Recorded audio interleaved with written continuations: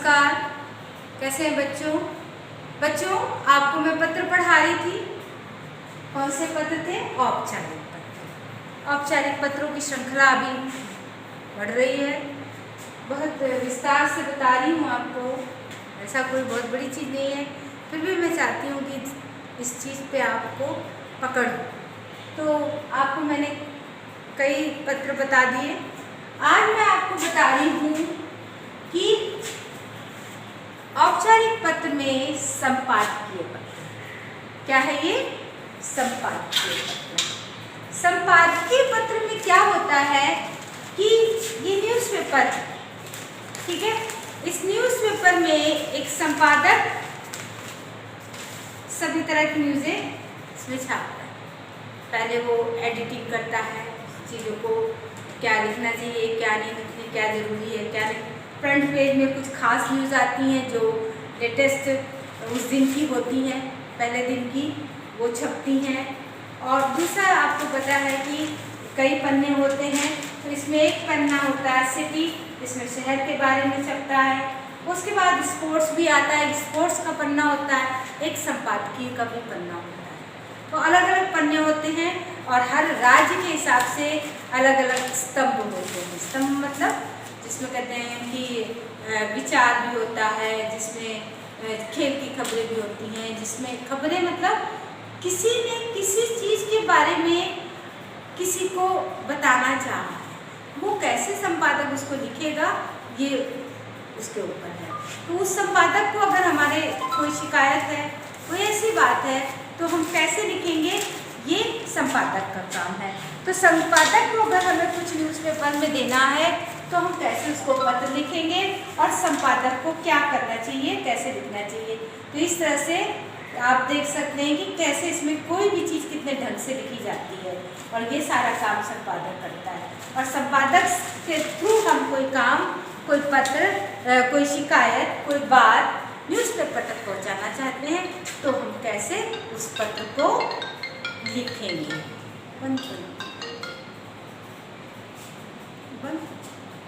ठीक है, एक मिनट बच्चों, चलता है, चल ठीक है, न्यूज़ सब आ रहा था ना, इसलिए कह रहे थे।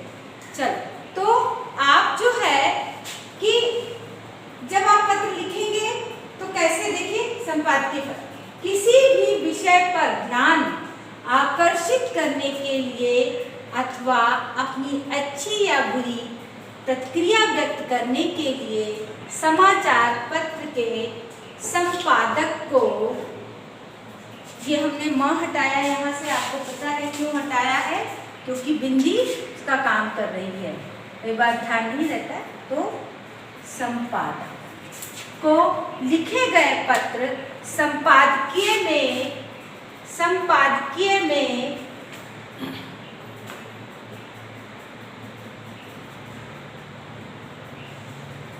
संपादकीय पत्र कहलाते हैं। एक बार और देखना, किसी भी विषय पर ध्यान आकर्षित करने के लिए अथवा अपनी अच्छी या बुरी प्रतिक्रिया, प्रतिक्रिया मतलब आप कोई विषय है, उस पर हो सकता है आपके जो विचार हैं वो अच्छे हों, हो सकता है आपके विचार ना अच्छे हों, तो उसकी जो प्रतिक्रिया, उसकी आपके क्या विचार हैं, तो वो आपको व्यक्त करना है। करने के लिए समाचार पत्र के संपादक को लिखे गए संपादकीय पत्र कहलाते हैं। आगे बात समझ में कि हमारा कोई विषय है, उस पर हमें प्रतिक्रिया व्यक्त करनी है, तो हम संपादक को पत्र लिखेंगे और संपादक आपके विचारों को अखबार में छाप देता है, और तो उसको क्या कहते हैं, संपादक। और आप उस पत्र को लिख रहे हैं कि हमको ये छाप दो वहाँ पे, उसको संपादकीय पत्र कहते हैं। ठीक है, अब देखिए, आप 87 नानक नगर, जगह का नाम भी लिखा है, नहीं लिखा तो आपको लिखना पड़ेगा। आप 87 नानक नगर लुधियाना के राघव रमन हैं। देखिए नाम लिख गया। आप कहाँ के हैं? 87 नानक नगर, जगह का नाम लुधियाना, और जहाँ आप रहते हैं वो 87 के राघव रमन है। आपका नाम क्या है? राघव रमन है।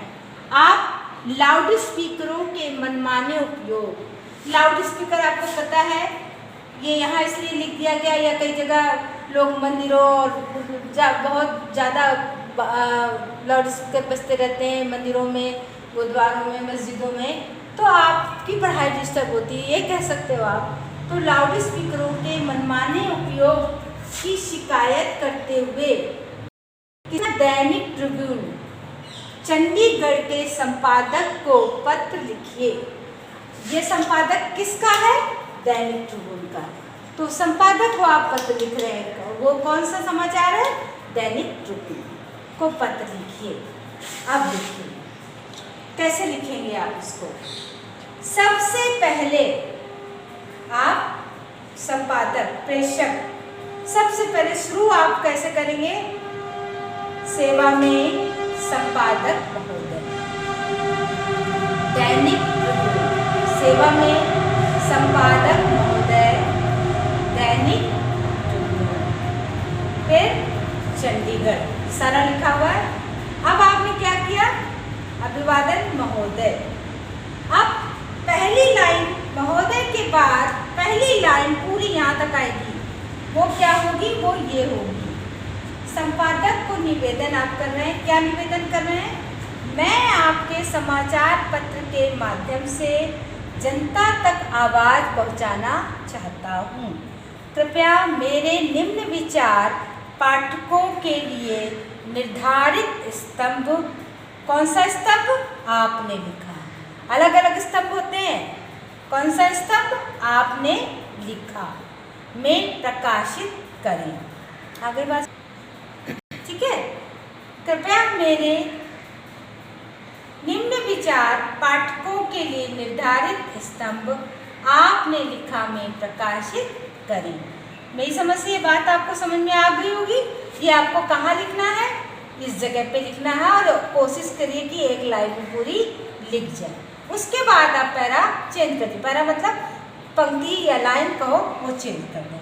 अब वो लाइन चेंज करेंगे तो कैसे लिखेंगे, मैं आपको इसमें बता देती हूँ कैसे लिखेंगे आप। मैं पढ़ रही हूँ, ध्यान से सुनिए कि कैसे लिखते हैं। ये लिख दिया, उसके बाद लाइन चेंज करके लिखें। आजकल नागरिक जीवन में लाउड स्पीकर का मनमाना उपयोग एक आम बात हो गई है।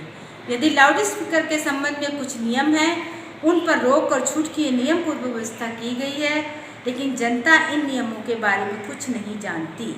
अब आप इसको अच्छे से अपने विचार व्यक्त करें। जैसे माँ भगवती का गुणगान करते हैं, मंदिरों में कथा कीर्तन करते हैं, मस्जिद में नमाज अदा करते हैं, गुरुद्वारे में पूजा पाठ करते हैं, विवाह शादियों पर आनंद उत्सव मनाते हैं, अपने कार्य पर नशे में दूसरों के सुख दुख की कोई परवाह नहीं करते। लाउड स्पीकर का ये मतलब नहीं है कि कोई अपने घरों के पास लगा लेता कभी कभी, वो एक अलग बात है। कुछ लोग क्या करते हैं, धर्म के नाम पर बहुत सुबह सुबह ही उठ के चलने लगता है। उससे क्या होता है कि बहुत परेशानी हो जाती है आम दूसरे नागरिकों को। उसकी बात इन्होंने लिखी है। आप बड़ा है काफ़ी, इसलिए मैं पूरा नहीं पढ़ रही हूँ। आप अपने हिसाब से इसको बढ़ा सकते हैं, इतना ज़्यादा ज़रूरत नहीं है, इतने ये तो ज़्यादा ही कुछ बड़ा है। विज्ञान ने सिद्ध कर दिया कि आपकी शोर में रहने वाली प्राणी मानसिक तनाव से पीड़ित रहता है। आप बता सकते हैं कारण। अब देखिए, लाउड स्पीकर के शोर को कम करने के क्या है? सर्वोत्तम उपाय अपने अधिकारियों और कर्तव्यों को जानना समझना।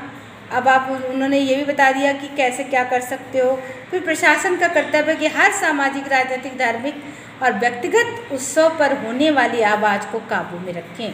जरूरत पड़े तो नियम का उल्लंघन करने वालों पर दंड लगाया जाए।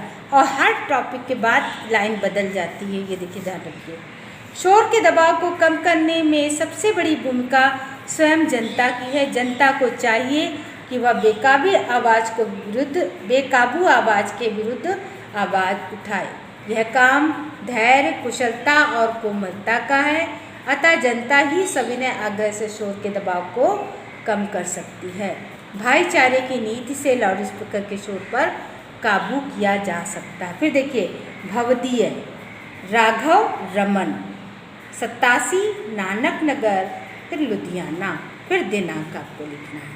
अब मैं आपको ये बता रही हूँ कि ये कैसे आपको लिखना, ठीक है। अब इसको आप समझिए। संपादकीय मैंने समझाने का प्रयास किया आपको, और बाकी आप ये देखने का प्रयास करें। बच्चों देखिए, सबसे पहली बात आपको लिखना, किस स्तंभ में लिखना है आपको इसी में बताना है। ओके, अब जब आप ये लिखेंगे तो आप किन किन चीज़ों का ख्याल रखेंगे? पहला है, कोशिश करें कि संपादक को काट छाट ना करें, ज्यों का त्यों छाप दें। कहने का मतलब है ये, जहाँ पे जो भी मैटर आप लिखते हैं वो इतना स्पष्ट हो, इतना सटीक हो, टू द पॉइंट हो कि जब संपादक उसको पढ़े तो ज़्यादा उसको दिमाग ना लगाना पड़े कि इसको शॉर्ट करना है, यहाँ ये चीज़ गलत लिखी है।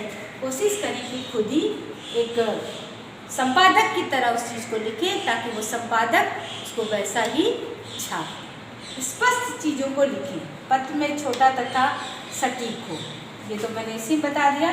पत्र सामान्य जनता की ओर उन्मुख होना चाहिए, सामान्य जनता की जो बात हो रही है उसको उसकी तरफ ही होना चाहिए, इसमें किसी तरह का कोई धर्म विशेष की बात नहीं होनी चाहिए। प्रेषक, इसमें क्या होता है, अंत में प्रेषक स्पष्ट हस्ताक्षर, प्रेषक का नाम भी यहाँ आएगा और हस्ताक्षर भी आएंगे, आपके साइन बहुत स्पष्ट होंगे। ठीक है, अगर बाय चांस साइन आप नहीं कर पा रहे हैं, स्पष्ट नहीं है, तो अपना नाम स्पष्ट लिखें।